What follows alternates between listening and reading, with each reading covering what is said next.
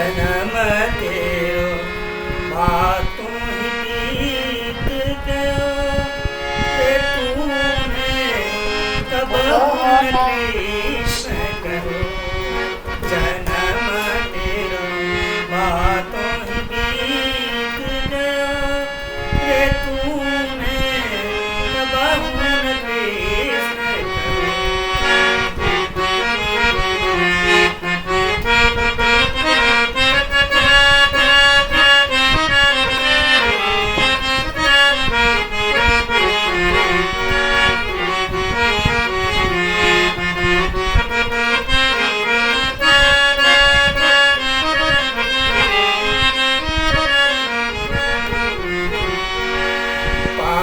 बरस का भोला भाला 5 बरस का भोला भाला अब तो 20 भयो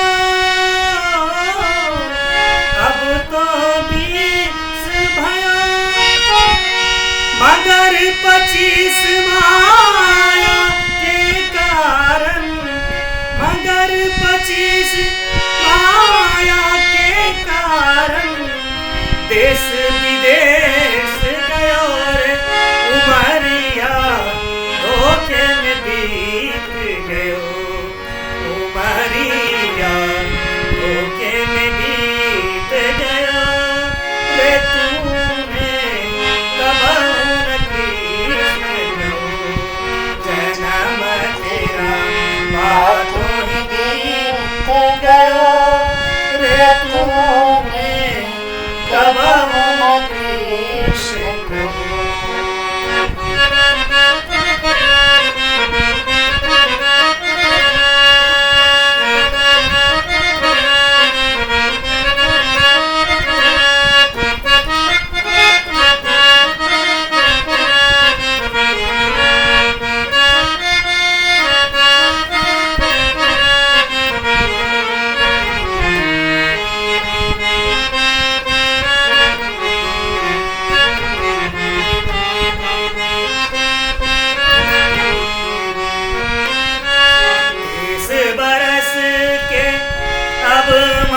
उपजी 30 बरस के अब मति उपजी लोभ बढ़ नीत गया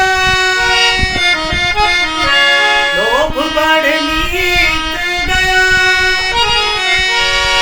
साधु संगति तब न कीनी बिरथा जन्म गयो रे उमरिया धोखे जन्म तेरा बातों ही बीत गयो रे तूने कब कृष्ण कहो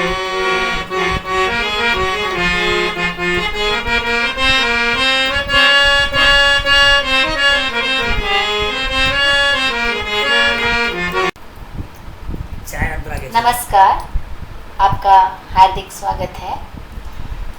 आप मेरे सामने देख रहे हैं, इनका शुभ नाम श्री अनिल चौपाल गायक जी है और ये जन्म से सूरदास हैं। तो देखिए, सूरदास का तात्पर्य हम सब जानते हैं।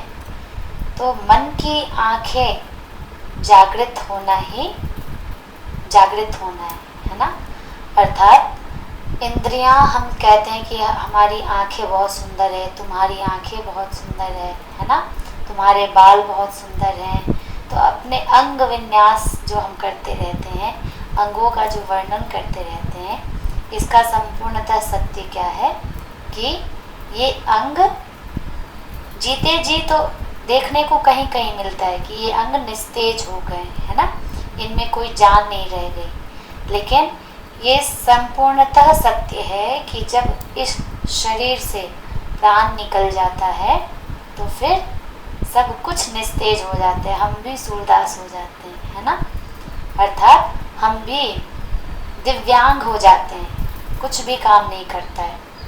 इसलिए जीवित अवस्था में, चेतन अवस्था में जब हम किसी को ऐसे देखें तो हमें समझना चाहिए कि ये पूर्णतः चेतन युक्त हो गए हैं।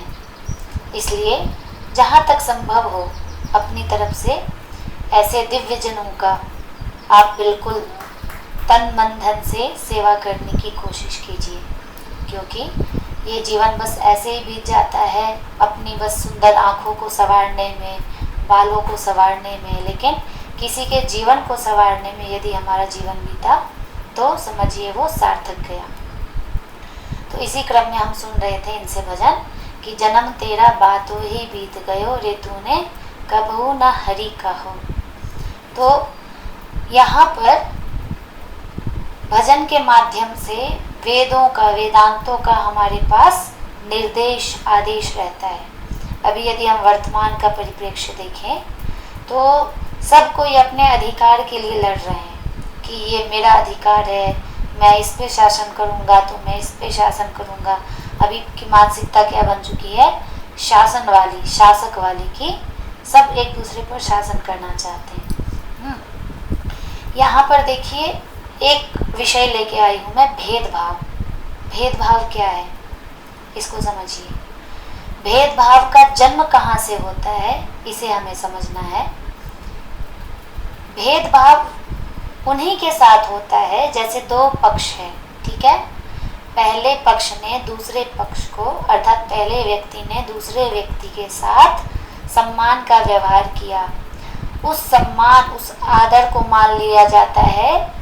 ये दूसरा व्यक्ति है ना, वो क्या मान लेता है कि ये तो मैं सम्मान पाने लायक हूँ और ये मेरा सम्मान करने लायक है, अर्थात मैं हमेशा सम्मान पाता रहूँ और ये हमेशा मेरे से अपमान या जो भी कहिए, इस सामने वाले व्यक्ति का काम ही है बस इसको सम्मान देना, इसका कोई काम नहीं है, बस ये धरती पर बहुत दिव्य अवतरण हुआ है इनका सम्मान पाने के लिए। लेकिन वो ये नहीं भूल जाते हैं कि सामने वाला यदि आपका सम्मान कर रहा है तो उसके अंदर क्वालिटीज़ है, अर्थात उसके अंदर उसको पता है यस्तु सर्वाणि भूतानि आत्मा व भूत विजानतः, अर्थात कि वह संपूर्ण प्राणियों में उस भगवत तत्व को देख रहा है, इसलिए उस नाते आपका भी सम्मान वो कर रहा है। लेकिन सामने वाले या हमें क्या भ्रम हो जाता है कि मैं इसके लायक हूँ इसलिए मुझे सम्मान मिल रहा है, और हमने एक ऐसा परिप्रेक्ष्य भी बना दिया है।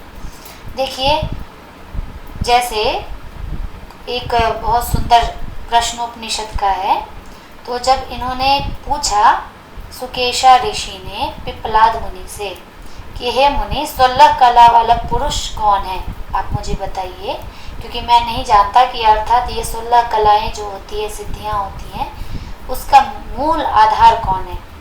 तो क्या कहते हैं, स यथा इमा नद्यः स्यन्दमानः समुद्रायणः समुद्रं प्राप्यस्तं गच्छन्ति भिद्यते तासां नाम रूपे समुद्र इत्येवं प्रोच्यते।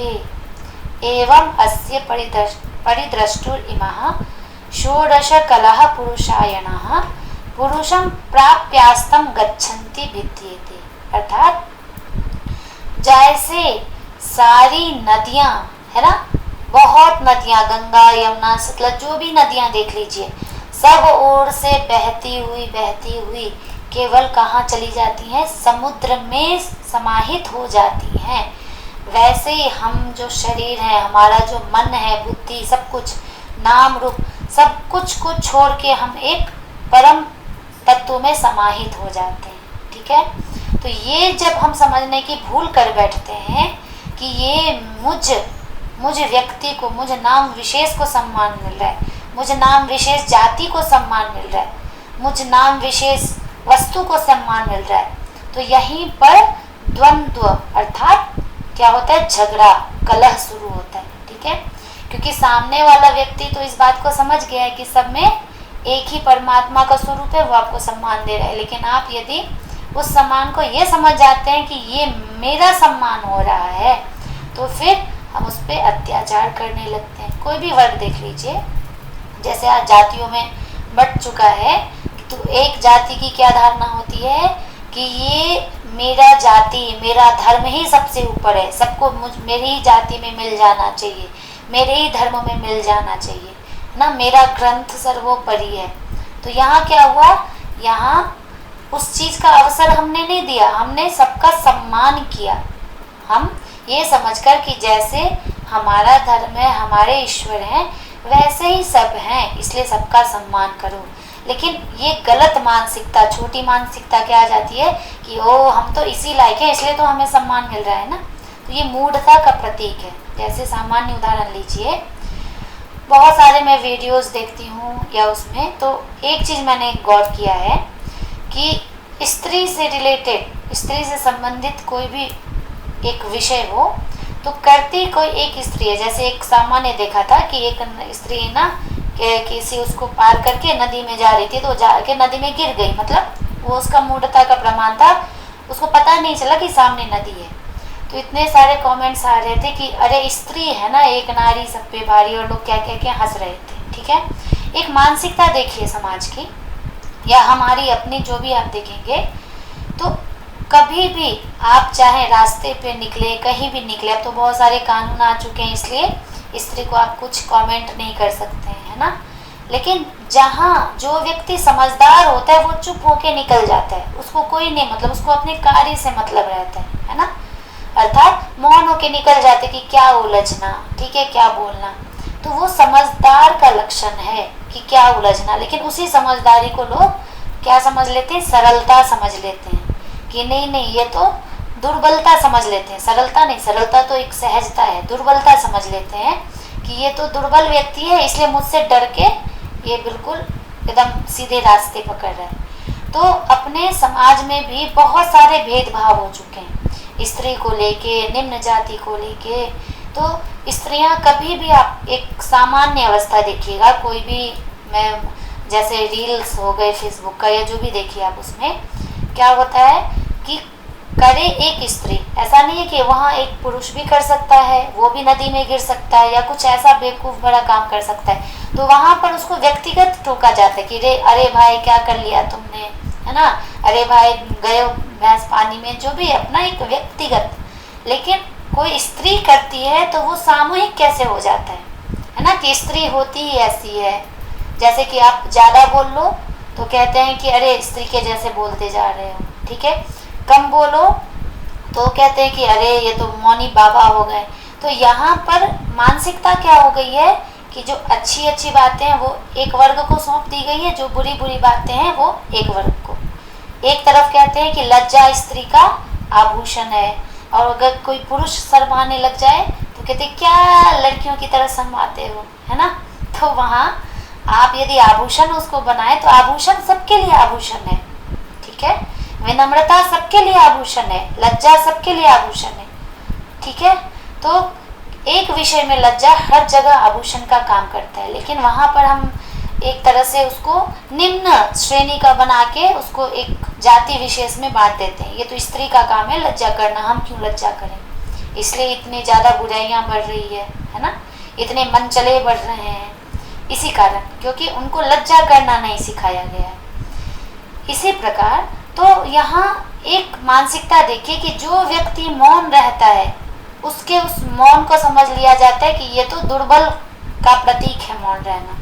लेकिन कहा जाता है कि मौन मन की सबसे बड़ी शक्ति है मौन, ठीक है, अर्थात जो व्यक्ति बुद्धिमान है वो कम बोलना चाहता है, उसको ज़्यादा बोलना पसंद नहीं है, जो बोलते हैं वो नाप तोल के बोलता है। लेकिन इसको गलत अर्थ में ले लिया गया, इसलिए हर जगह झगड़े हो रहे हैं, लड़ाई मारपीट जो भी आप देखिए, ठीक है, क्योंकि वो मौन का ही परिणाम होता है। तो यहाँ पर ये बात समझने लायक है कि सबसे पहले अपने में हमें सुधार करना है।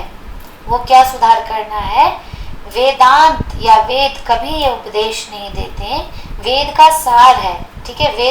वेद को समझिए कि वहाँ वेद पर जैसे कि सब कुछ बातें लिखी हैं, है ना, वो एक सामान्य रूप से, लेकिन हमारे जीवन में क्या अनुकरणीय है। हम गलत बातों को ही यदि अनुकरण करने लगे, जैसे कि एक सब्जी का उदाहरण ले, आप कोई भी सब्जी काट के देखें तो उसका अगला और पीछे वाला भाग काट दिया जाता है। क्यों? क्योंकि ऐसा माना जाता है कि उसमें जहर होता है, विष की मात्रा होती है। इसलिए भिंडी ले लें, कोई भी सब्जी ले लें आप, ठीक है, उसका अगला पिछला भाग काट के फिर सब्जी बनाई जाती है। तो क्या वो अगले पिछले भाग का इम्पोर्टेंस नहीं है? वो भाग क्या करता है, उस जहर को समेट लेता है अपने में, और बाकी जो भी पोषक तत्व है वो बीच वाले भाग में होता है। वैसे ही हमारे जो भी साहित्य है, कुछ भी है, उसका सब भाग अनुकरणीय यदि हम मान लें तो वह हमारे लिए हानिकारक होता है। अगर कोई व्यक्ति देखे तो वो सभी बना के खा ले तो ठीक है, उसका परिणाम भुगतने के लिए तैयार हो जाए। तो हमारे लिए जो उपयोगी है उसी को वेदांत कहा गया। अर्थात हम चेतना, हम आत्म तत्व परमात्म तत्व से कैसे मिले, हमारा ईश्वर से प्राप्ति कैसे हो, उसके लिए वेदांत अर्थात वेदों का सार रखा गया, उसी को प्रमाण माना गया, जिसमें 3 आती है, श्रीमद् भगवद गीता, उपनिषद और ब्रह्मसूत्र। तो सबसे पहले हमारे लिए सर्वप्रथम जो पठनीय ग्रंथ है वो है श्रीमद् भगवद गीता, ठीक है, और उपनिषद। फिर उसके बाद उपनिषद को समझिए, क्योंकि गीता समझेंगे उसके बाद ही आप उपनिषद में जाएंगे, अर्थात उपनिषद में आपका प्रवेश संभव है गीता की बातों को समझ के। तो अभी के परिप्रेक्ष्य में, वातावरण में हम कहते हैं कि हम इस धर्म में हैं, है ना, हिंदू हैं हम। अच्छी बात है, कहनी चाहिए, अपने धर्म पे गर्व करना चाहिए, लेकिन क्या अपने धर्म का अनुकरण नहीं करना चाहिए। आज जहाँ देखे किसी भी वर्ग, मैं बार बार यही बात कहती हूँ कि जब बहुत सुंदर एक प्रसंग आता है उपनिषद में ही कि वहां पर जाके पूछते हैं, भृगु के पिता हुए हैं वरुण, ठीक है, तो अपने पिता से जाके पूछते हैं कि हे पिताजी, आप मुझे असल में ब्रह्म कौन है इस विषय में बतलाइए। तो देखिए कितना सुंदर उदाहरण देते हैं उनके पिता। तम होवाच तपसा ब्रह्म विजिज्ञास्व तपो ब्रह्म इति। अब वो चाहते तो ब्रह्म, उनको पता था, ब्रह्म ज्ञान था, वरुण को ब्रह्म ज्ञान था, फिर भी उन्होंने अपने पुत्र को ब्रह्म ज्ञान की बातें नहीं बतलाई। चाहते तो वो बतला सकते थे, अपने पुत्र को देख रहे थे कि कितना ज्यादा वो व्यथित हो रहा है, मतलब व्याकुल हो रहा है ब्रह्म जिज्ञासा में। फिर भी उन्होंने क्या बोला कि हे पुत्र, तपसा ब्रह्म विजिज्ञास्व, तप के द्वारा ही ब्रह्म को जानो। तपो ब्रह्म इति, तप ही ब्रह्म है। अब ये तप क्या है इसको समझिए। तो तप कहते हैं कि यदि आप जिस धर्म में हैं उस धर्म के नहीं तो कुछ नियमों का तो पालन अवश्य ही कीजिए। तो सर्वप्रथम हम अपनी दैनिक चर्या में कितना ईश्वर के लिए समय निकालते हैं। क्या हम सलीके से एक घंटे नहीं, चलिए आधे घंटे भी हम ईश्वर के लिए समय निकालते हैं कि आधे घंटे मुझे संसार का सब कार्य छोड़ छाड़ के मुझे ईश्वर का ध्यान करना है, मुझे शिव मंदिर जाना है, महादेव को जल चढ़ाना है। महादेव के लिए तो हम सब लड़ते रहते हैं, ठीक है, और लड़ना भी चाहिए। अपने इष्ट को कोई कुछ भी बोल दे, वो ऐसी किसी की हिम्मत नहीं होनी चाहिए। तो और जो भी बोलते हैं वो निंदनीय है, लेकिन महादेव क्या है उनको समझने के लिए आप उनके निकट तो जाइए, आप उनके समीप तो जाइए। हम समीप जाते नहीं है, बस हर हर महादेव का नारा लगा रहे, वो भी ठीक है, लेकिन उसके साथ महादेव को जानना है तो उनके समीप जाइए, ईश्वर को जानना है तो उनके नाम का स्मरण करिए, जप करिए। यही वेदांत हमें निर्देश देता है कि 24 घंटे मिले हैं हमारे पास, 24 घंटे में बहुत सारी व्यर्थ बातें कर ले, लेकिन एक नियम रखें कि कम से कम शुरुआत करें आधे घंटे से, कि आधा घंटा भी मुझे, आधा होरा भी मुझे ईश्वर को समर्पित करना है, अपने इष्ट को समर्पित करना है। वो किसके लिए? उनके लिए नहीं, उनको आवश्यकता नहीं है, अपने लिए, अपने अंदर ऊर्जा, शक्ति, ज्ञान के लिए, ठीक है। क्योंकि जब हम उनके समक्ष जाते हैं, क्योंकि अभी हमने पढ़ा कि जैसे सारी नदियां कहाँ किसको मिलने के लिए जाती है? सागर को मिलने के लिए, है ना। तो हम सब नदी स्वरूप हैं, कहाँ तक जाने के लिए? ईश्वर तक जाने के लिए। तो वहाँ देखिए बाधाएं बहुत सारी आती है नदियों के सामने भी, कभी पत्थर आ गया तो कभी ये पहाड़ आ गए, वो सबको लांघते, किसी को तोड़ते, सामर्थ्य है तो किसी को तोड़ के जा रही है, नहीं सामर्थ्य है तो उसके ऊपर से होके जा रही है, लेकिन एक ही टारगेट रहता है कि मुझे किससे मिलना है? सागर से मिलना है, समुद्र से मिलना है, ठीक है।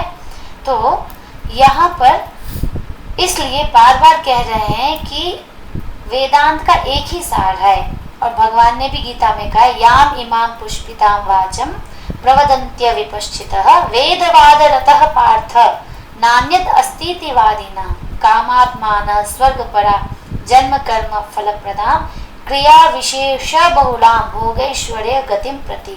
अर्थात जो वेद का मूल सार है उसकी बातों में ना लग के केवल स्वर्ग कामो यजेत, अर्थात केवल स्वर्ग की इच्छा से ही केवल वेद को मान रहे, वेद का स्वरूप केवल इतना ही समझ रहे हैं कि जिसको स्वर्ग चाहिए वो थोड़ा पुण्य कर ले, थोड़ा दान कर ले, है ना। हम सब कहते हैं कि अरे ये तो स्वर्गवासी हो गए, क्या पता नरकवासी हुए हों, लेकिन सबके उसमें हम लगाते हैं कि ये तो स्वर्ग को चले गए। क्या हमने देखा है वो स्वर्ग को? नरक को भी जा सकते हैं, अब इतना पाप किया होगा तो नरक ही गए होंगे, नहीं तो दूसरा जन्म कीड़े मकोड़े में मिला होगा।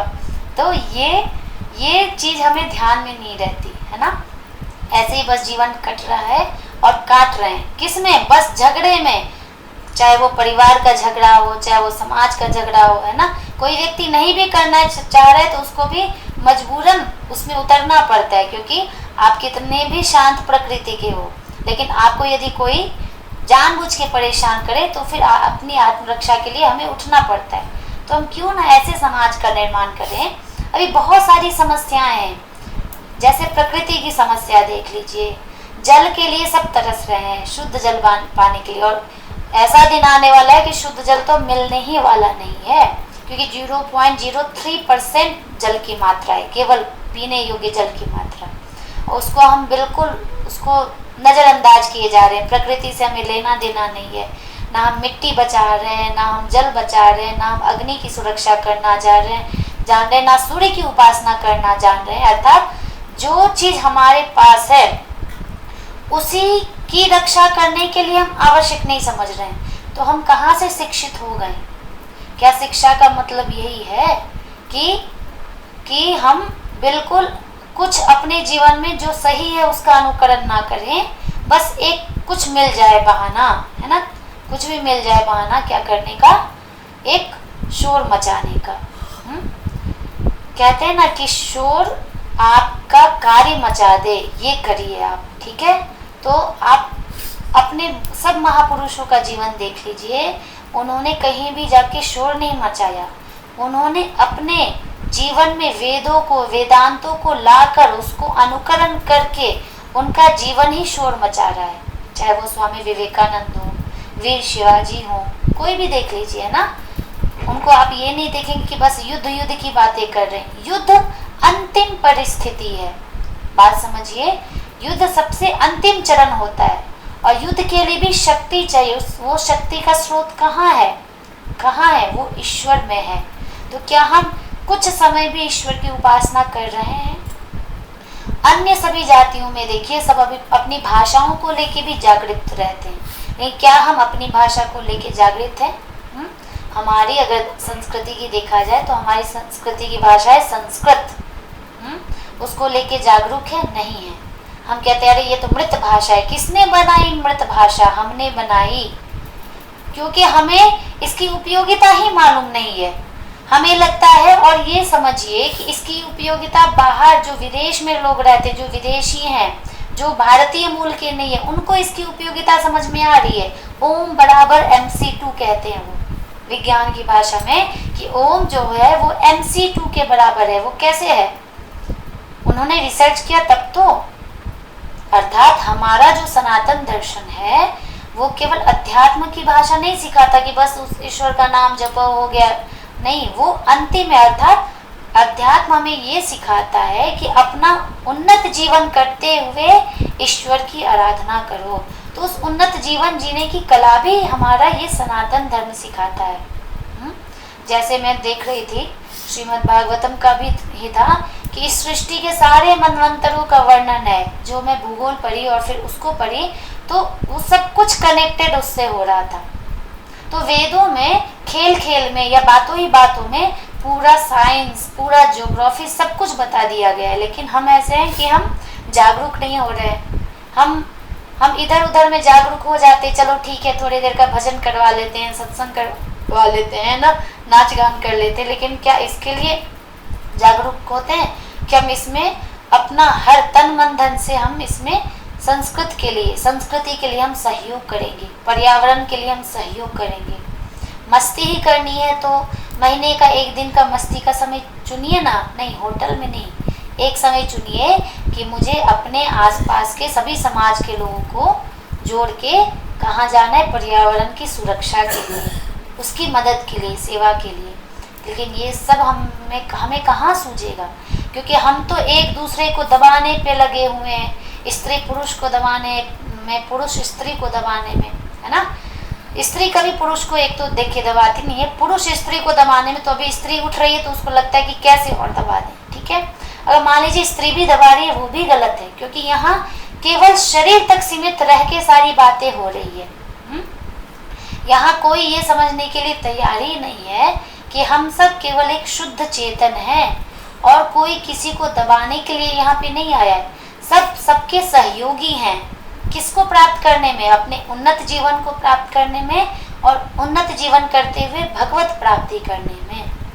लेकिन यहाँ पर ये थोड़ी ना किसी को चाहिए, सबको चाहिए सम्मान। सम्मान के लिए कोई एक वर्ग दूसरे पर शासन कर रहा है, कोई तीसरे को मार रहा है, कोई उसको मार रहा है, ठीक है। तो ये चीज हम बस नाम बस दे देते हैं, है ना, भगवान का एक टैग लगा देते हैं, भगवान को नहीं चाहिए, लेकिन उनके नाम पे हम एक दूसरे पे शासन करने लगते हैं, ठीक है, कि ये भगवान है। जैसे नारायण है तो नारायण को लक्ष्मी, लक्ष्मी को नारायण की सेवा करनी चाहिए। नारायण जैसी योग्यता है योग्यता नारायण जैसी जो आपकी सेवा करे, ठीक है। और वीडियो बना लेते हैं, ये सब कर लेते हैं, तो ये सब क्या है, कोई किसी को का सम्मान अगर देना है तो बस इस भाव में दीजिए कि यहाँ पर सब भगवत स्वरूप है, इसलिए हम सबको नमस्कार कर रहे हैं, प्रणाम कर रहे हैं, है ना। कोई पुरुष है इसलिए पुरुष का सम्मान नहीं दे रहे हैं, कोई स्त्री है तो स्त्री का सम्मान नहीं दे रहे हैं। हर एक को सम्मान दीजिए, जातिगत भावना से नहीं, व्यक्तिगत भावना से नहीं, चेतनागत भावना से सम्मान दीजिए। तो निश्चित ही ये सारे कलह हैं जो भी है वो सब कुछ नहीं रहेगा। दूसरी बात कि प्रेम की तलाश में क्या करते हैं, हम नाम दे देते हैं प्रेम को, लेकिन वो रहता है कुछ और ही, ठीक है। अर्थात वो शरीर की तलाश रहती है, प्रेम की तलाश नहीं। इसलिए आप देखेंगे कि सब जगह एक ये करते हैं और उस एक स्त्री को बस भोग की वस्तु समझ के कि ये शरीर है, ये समझ के उसको हाय हेलो किए जा रहे हैं। मतलब कितना व्यर्थ समय बिता रहे हैं, है ना, कि उसको कर रहे जा रहे हेलो हाय नमस्ते क्या ना। ये इतना समय मिलता कहाँ से है? अगर इतना समय आपको मिलता है तो निश्चित ही आप दूसरा समय बिल्कुल भगवान के ऊपर नहीं बिता रहे हैं, या अपने धर्म को सीखने के लिए, अपने शास्त्रों को सीखने के लिए नहीं बिता रहे हैं, ठीक है। दूसरी बात, हर व्यक्ति के अंदर ये भावना रहती कि अरे, जैसे अभी रक्षाबंधन का समय आने वाला है, उस पर भी मैं बात करूँगी। तो मुझसे बहुत सारे ऐसे हैं मित्र लोग, तो वो बात करते हैं तो मैं सबको भ्राता जी भाई ऐसे संबोधन करके बात करती हूँ। तो उनको वो एक प्रश्न पूछते हैं कि सब भैया ही कैसे हो गए, ठीक है। तो मुझे मेरे प्रश्न का जवाब दीजिए कि सब सैया ही कैसे हो गए, ठीक है। मतलब यहाँ पर ये समझ में नहीं आता है कि आप हर कुछ में अपने उसको कैसे ढूंढने लगते हैं कि कहीं ये तो मेरी वाली नहीं है, या कोई स्त्री सोचती कहीं ये तो मेरा वाला नहीं है, तो सबको कैसे भैया बना ले। तो ये समझिए, होना तो किसी एक का है, एक मान लीजिए। तो आपने अपने जीवन में किसको महत्व दे रखा है? एक शरीर को, है ना। इसलिए किसी को भी एक पवित्र बंधन में नहीं बनना चाहते। भाई बहन का बंधन मतलब पवित्र बंधन, हमारे हिंदू समाज में इसको तो पवित्र बंधन माना जाता है। अर्थात कि अब भाई बहन का मतलब है कि उसके शरीर पर ध्यान नहीं जाएगा, उसकी लहराती जुल्फों पे ध्यान नहीं देना है, उस पर ध्यान नहीं देना है, बस एक दूसरे का सहयोग करना है ना। इसलिए हम भाई बहन बनाते हैं। लेकिन यहाँ कोई भी इसके लिए तैयार नहीं है। क्यों नहीं तैयार है? क्योंकि सबको सबके शरीर पर ध्यान है। तो अब बताइए, अपने हिंदू धर्म का, सनातन धर्म का मूल स्रोत ही तो है शरीर से ऊपर उठो। देखा जाएगा जिस दिन किसी को होना होगा, देखा जाएगा। लेकिन आप पूर्णतः केंद्रित रहते हैं, चाहे हम फेसबुक पे रहें, चाहे इंस्टाग्राम पे रहें, पूर्णतः हमारा ध्यान किस तरफ रहता है कि किसी से भी दोस्ती तो चलो इसको देखते हैं ना। अब वो तो चलिए सिंगल जो है वो तो करे, अलग बात है। जो शादीशुदा है उनके मन में भी चलता रहता है। तो कहाँ जा रहा है ये समाज, सोचिए। और फिर हम कहते हैं कि अरे अरे बहुत गलत हुआ, कोई भी कांड हो जाता है ना, तो कहते हैं बहुत गलत हुआ। सबसे पहले ये समझिए कि अपना धर्म इतना उन्नत क्यों है।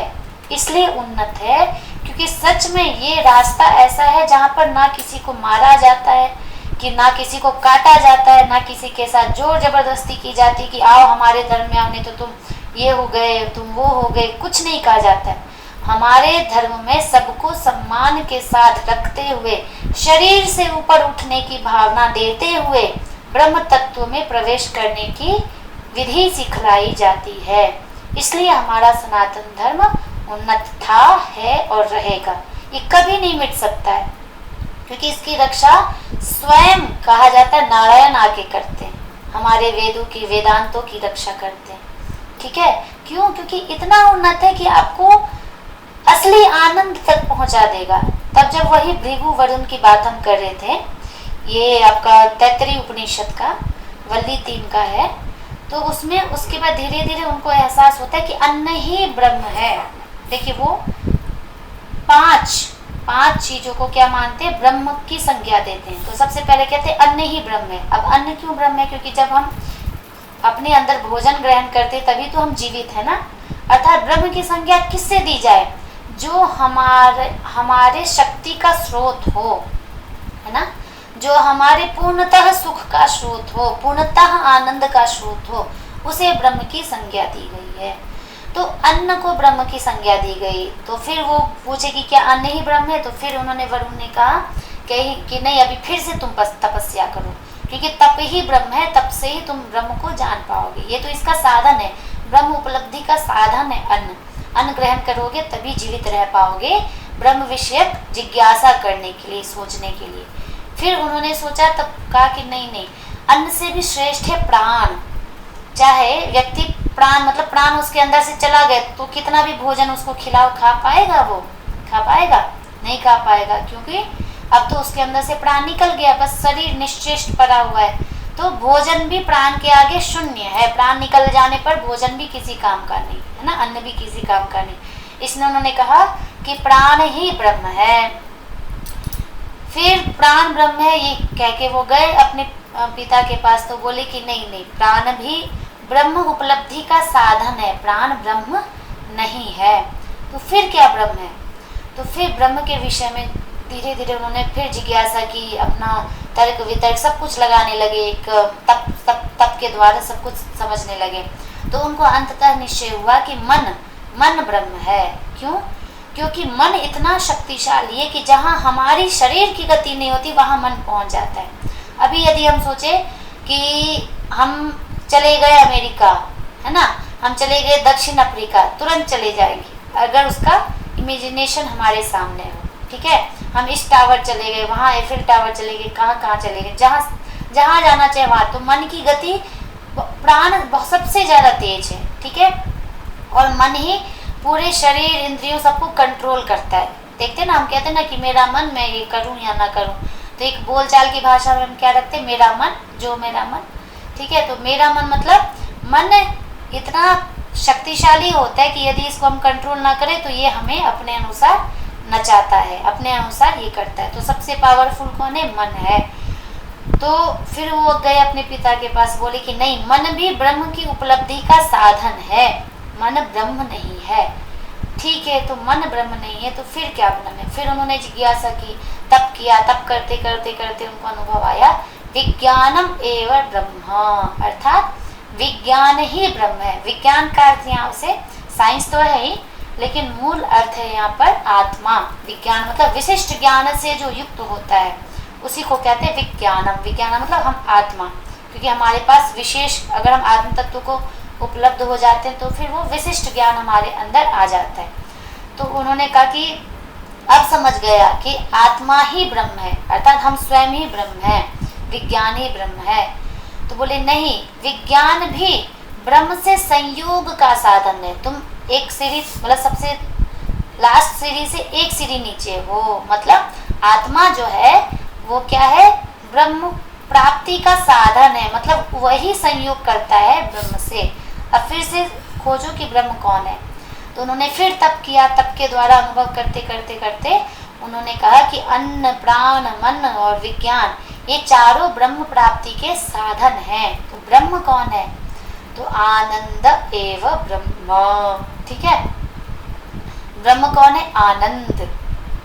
क्योंकि हर व्यक्ति किससे अलग होना चाहता है? किसको नहीं चाहता है? तो हर व्यक्ति दुख को नहीं चाहता, अर्थात वो हमेशा आनंद में रहना चाहता है। किसी से आप पूछें कि आप दुखी होना चाहते हो, हम आपको 10 डंडे मारते हैं, ठीक है, आप हंसते रहिएगा। हंसेंगे हो नहीं, वो कहेंगे कि क्या, कौन पागल आ गया, भगाओ इसको, इसी को डंडे मार के भगाओ। ठीक है, तो यहाँ पर क्या है कि कोई भी दुखी नहीं रहना चाहता है, सबको सुख की अभिलाषा है। तो अंततः सुख, अब यहाँ देखिए सुख और आनंद में अंतर है। सुख मतलब है कि सुख के पीछे दुख भी है, पीछे पीछे दुख भी चला आएगा। कोई भी हम कार्य करते हैं, अर्थात भौतिक उपलब्धि जो भी हम कर ले, जैसे हम कहते हैं हमारे पास पैसा नहीं है, पैसा नहीं है, पैसे के लिए पागल हो रहे हैं। ठीक है, अब पैसा जब आ जाता है तो पैसा को संभालना है, ये करना है, चोरी हो गया, बैंक को कर्मचारी ये हो गया, पैसा ना आए तो समस्या, पैसा आए तो समस्या, अब इसको कैसे संभाले, ये करे वो करे, घर बना, ये करना है, मतलब हमेशा उलझ के ही कहने उलझ उलझ मर जाना है। तो वही हमारा जीवन के उलझते उलझते हम सीधे कब मृत्यु आ जाती है पता नहीं चलता। तो इसलिए वहाँ पर क्या संज्ञा दी गई है? सुख संज्ञा नहीं दी गई है, आनंद संज्ञा दी गई है। आनंद का तात्पर्य है कि जहाँ पर सुख से भी बड़ा अनुभव हो, अर्थात जहाँ पर दुख लेश मात्र ना हो, जब वो अवस्था आ जाती है तो आपके पास कुछ रहे या ना रहे, कोई आए या कोई जाए, कोई फर्क नहीं पड़ता, हम अपनी स्थिति में खुश रहते हैं, आनंदित रहते हैं। तो आनंद ही क्या है? ब्रह्म है। तो आनंद की परिभाषा क्या है? कि जहाँ पर किसी भी व्यक्ति और वस्तु की अपेक्षा ना रह जाए और हम अपने में ही सुख हैं, सुखी हैं, मतलब आत्मतृप्त हैं, उसी को कहते हैं आनंद। क्योंकि अब हमें भरोसा हो चुका है, क्या हो चुका है? कि वो ब्रह्म ही हमारे सब कुछ है। ठीक है, अर्थात हमें किसी भी वस्तु व्यक्ति की आवश्यकता नहीं है। जैसे जीवन चल रहा है बस वही उनके द्वारा चल रहा है, उनके निर्देश में चल रहा है। जो सामने आएगा उसको हम खुशी खुशी स्वीकार करेंगे। ठीक है, तो एक आनंद की अवस्था, ये मैं भी नहीं शब्द में बयां कर सकती हूँ क्योंकि अभी हम भी इसमें पीछे हैं। ठीक है, मैं बस उपनिषद की बात बता रही हूँ, क्योंकि आनंद की अवस्था ऐसी अवस्था है जहाँ अभी किसी की भी गति नहीं है। जिनकी गति चली गई फिर उनकी संसार में गति और मति नहीं है। तो जब तक संसार में गति और मति है तब तक तो सुख दुख लगा ही रहेगा। दूसरी बात, बहुत सारे लोग ऐसे ज्ञानी बने फिरते हैं कि उनका एक रहता है, एक मुहावरा जैसे होता है ना, तकिया कलाम। तो उनका क्या होता है कि दो चीज़ वो कहेंगे, आत्मा में ही परमात्मा है और हमको किसी से डर नहीं लगता है, हमको बस भगवान से डर लगता है, ऊपर वाले से डर लगता है। ठीक है, मुझे किसी से डर नहीं लगता, डरना चाहिए तो ऊपर वाले से, बिल्कुल सही, डरना चाहिए। लेकिन यहाँ आप ऐसे ऐसे व्यक्तियों के भी मुख से सुनेंगे ये बात, जिनको ऊपर वाले से कोई मतलब ही नहीं है, जो ऊपर वाले के सामने शायद 5 मिनट भी उनका ध्यान नहीं करते होंगे, वो भी ये बात कहते हैं कि केवल ऊपर वाले से डरना चाहिए। अगर ऊपर वाले से हम डरे होते तो निश्चय ही हम अपने कर्तव्य कर्मों में बिल्कुल निष्ठापूर्वक काम करते, ईमानदारी से काम करते।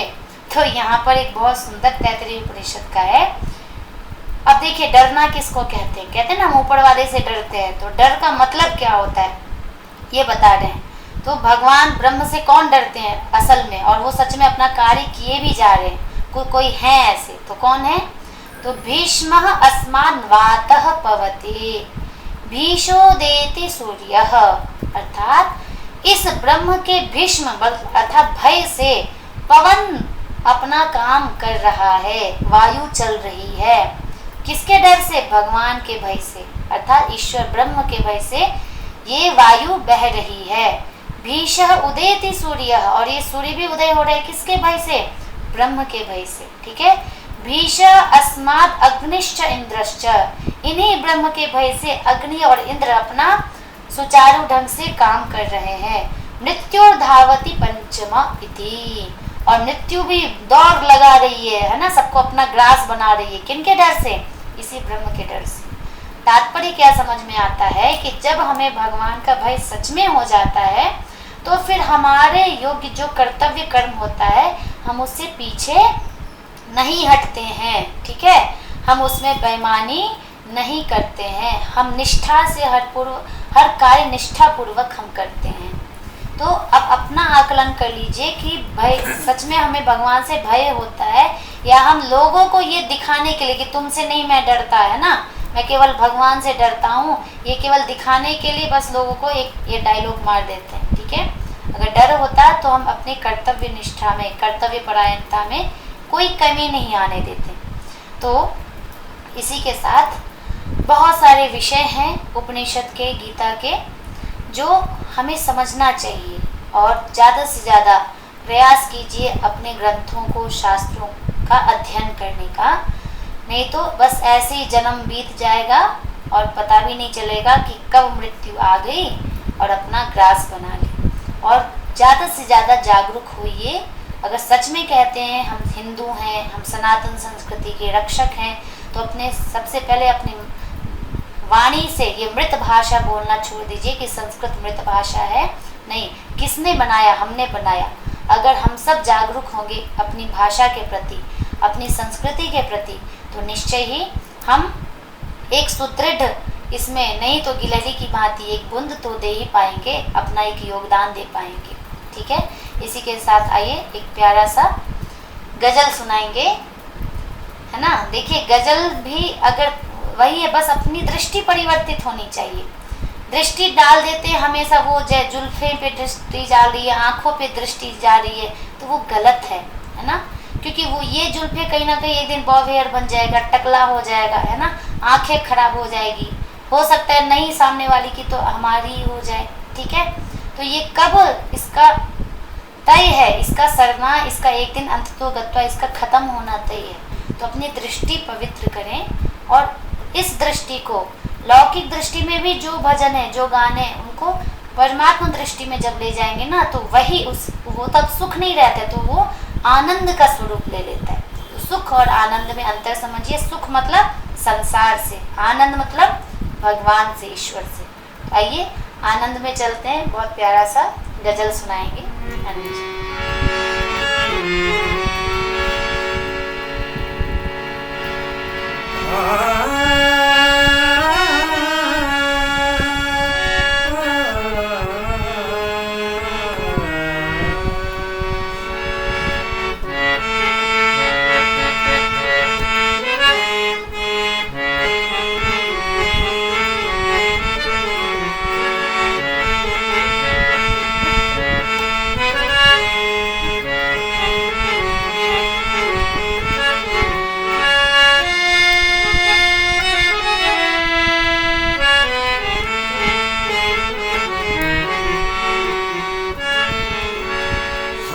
तेरे शहर में आए हैं मुसाफिर की तरह, हम तेरे शहर में आए हैं मुसाफिर की तरह।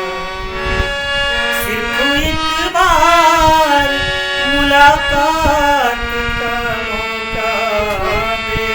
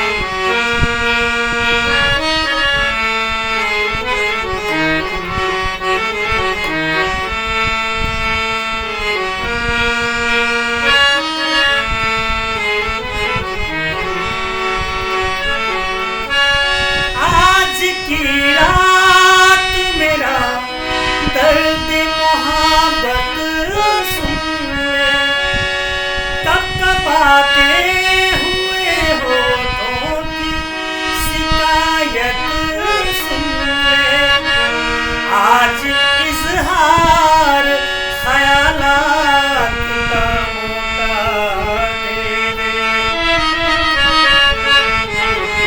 हम तेरे शहर में आए हैं मुसाफिर की तरह।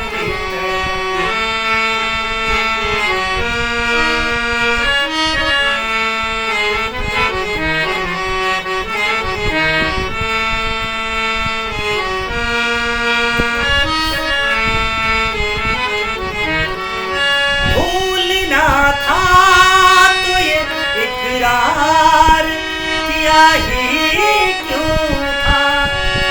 भूलना था तो ये इकरार किया ही क्यों था। बेवफा तूने मुझे प्यार किया ही क्यों था। सिर्फ दो चार सवालात का मौका दे दे। हम तेरे शहर में आए हैं मुसाफिर की तरह। सिर्फ एक बार मुलाकात का मौका दे दे। हम तेरे शहर में आए हैं मुसाफिर की तरह। हम तेरे शहर में आए हैं मुसाफिर की तरह। तो देखिए कितना सुंदर अर्थ है, हम तेरे शहर में आए हैं मुसाफिर की तरह। कि हम परमेश्वर से कह रहे हैं कि हे प्रभु, कि आपकी इस दुनिया में मुसाफिर, क्योंकि रहना कहाँ है, क्या 100 साल ज़्यादा से ज़्यादा, उससे ज़्यादा है ना, एक लिमिटेशन है। तो उसके बाद तो चले ही जाना है। तो कुछ भी करे, कहते ना शिकायत भी करो तो भगवान से करो, है ना। तो भगवान से उन्हीं के लिए क्यों ना शिकायत करें। संसार का शिकायत लेके बैठे हैं कि ये नहीं मेरे पास है, ये व्यक्ति नहीं पास है, ये वस्तु मेरे पास नहीं, ये घर मेरे पास नहीं है। उनसे शिकायत करें कि आप मेरे पास क्यों नहीं है। ठीक है, मतलब एक भाव है, पास में तो वो हमेशा हैं, ठीक है, हृदयस्थ हैं वो, लेकिन फिर भी एक भाव जब हम शिकायत का भी लाते हैं तो प्रेम और बढ़ता है। तो उस कह रहे कि एक मौका दे दो सवालात करने का, एक रात का मौका दे दो। तो कितना सुंदर है। तो इसलिए देखिए, कोई भी वस्तु के दो पार्ट होते हैं, पॉजिटिव और निगेटिव। तो पॉजिटिव में ले जाएंगे तो ये ईश्वर के ऊपर है, निगेटिव ले जाएंगे तो निगेटिव क्यों कहा जाता है, इसलिए क्योंकि आप किसी व्यक्ति तक सीमित हो जाते हैं, उसकी भी सीमा होती है, वो आपको कितना सुख दे पाएगा, उसका भी लिमिटेशन है। फिर दूसरे में जाएंगे, फिर कितने व्यक्तियों से सुख लेंगे। और सुख जितना भी, अगर किसी व्यक्ति की अंतिम सुख पूछेंगे ना, कि वो आपको, जैसे हम किसी से प्रेम करते हैं तो अंतिम सुख में क्या दे पाते हैं, उसको अपना शरीर दे पाते हैं, ठीक है, और उससे ज़्यादा कुछ दे पाते हैं नहीं। लगता है कि वो सुख की पराकाष्ठा है, लेकिन नहीं, वो अंतिम में दुख का कारण बनता है, क्योंकि उसकी भी एक सीमा है। लेकिन इसलिए ब्रह्म को असीम बोला गया है, अनंत बोला गया है। तो स्वार्थी बनिए थोड़ा। स्वार्थी किस में बनना है, असीम से मुझे प्यार करना है, प्रेम करना है, जिसकी कोई सीमा ही नहीं है, लिमिटेशन नहीं है ना। और वो शरीरगत नहीं होगा, क्योंकि अभी हम शरीर भाव में रहते हैं, इसलिए हमें लगता है कि शरीर का सुख बहुत बड़ा सुख है। शरीर से ऊपर उठ के, जैसे आप मेडिटेशन थोड़ा भी देर करेंगे ना, आपको ये अनुभव हो जाएगा कि जितना काम में सुख नहीं है उतना ध्यान में सुख है, ठीक है। तो उसको कीजिए तब तो पता चलेगा, क्योंकि कोई व्यक्ति अनुभव, मैं कह रही हूँ कि हाँ मुझे अनुभव हुआ है कि थोड़ा भी मैंने, बहुत अच्छा लगता है ना, मैं जल जाके चढ़ाती हूँ महादेव को, तो एक अलग ही अनुभव होता है, एक अलग ही फीलिंग आती है, बहुत अच्छा लगता है, ठीक है। मैं ईश्वर का ध्यान करती हूँ, उनके नाम का जप करती हूँ, तो उस समय के लिए मुझे बहुत अच्छा लगा। ये तो मेरा अनुभव है, मैंने वो मिठाई खा ली, अब वो मिठाई आप भी तो खा के देखेंगे, तब तो एक तुलना कर पाएंगे ना, ठीक है, कि किस में ज़्यादा सुख है। तो असीम को चुनिए, स्वार्थी बनिए, इसमें हमें पूर्ण स्वार्थी बनना है। किसको हमें चुनना है, असीम को चुनना है। आशा करते हैं आप सबको ये इनका भजन पसंद आया होगा, उपनिषद गीता की बात आप समझे होंगे। अच्छा लगे तो निश्चित ही इनके लिए इनको पसंद कीजिए और सब्सक्राइब करिए, शेयर करिए। धन्यवाद। हरि ओम।